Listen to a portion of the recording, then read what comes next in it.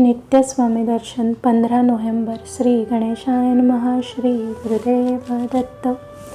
माझ्या प्राणप्रिय स्वामी भक्तांनो, अहंकारग्रस्त देहाला व्यापून राहिलेला मी पूर्णाशाने गेल्याशिवाय स्वामी समर्थांचे दर्शन होत नाही आणि जोपर्यंत स्वामींचे दर्शन होत नाही तोपर्यंत या ब्रह्मांडाचे रहस्य अजिबात उलगडत नाही.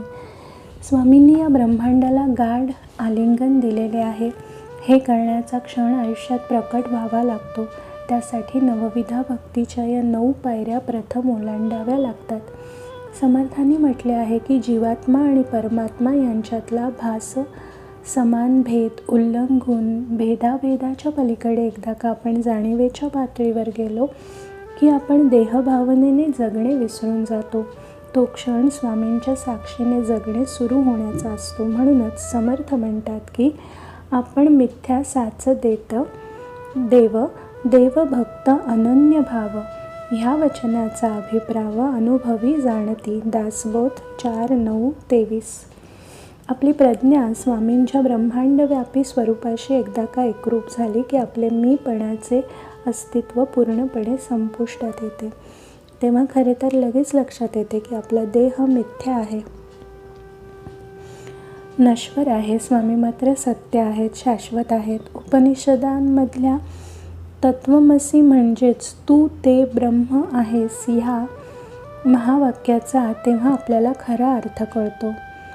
त्यासाठी ब्रह्मांडव्यापी स्वामींचे प्रत्यक्ष दर्शन घडावे लागते. हे ज्याला कळते तो जेव्हा त्याचा अनुभव होतो तेव्हा परमभक्ताला आत्मनिवेदन भक्तीची ताकद कळते.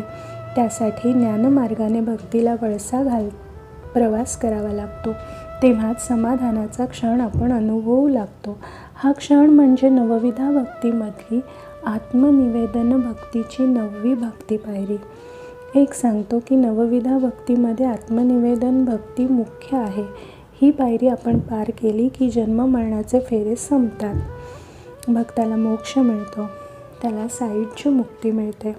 म्हणून मी तुम्हाला पुन्हा पुन्हा सांगतो की स्वामींच्या भक्तीत तल्लीन होताना नवविधा भक्तीच्या या 9 पायऱ्या प्रथम पार करा. तरच स्वामींचे प्रत्यक्ष दर्शन घडेल. आनंदाचे शिवार अवकाशव्यापी होईल. श्री स्वामी समर्थ. श्री गुरुदेव दत्त. श्री गुरुदेव दत्त.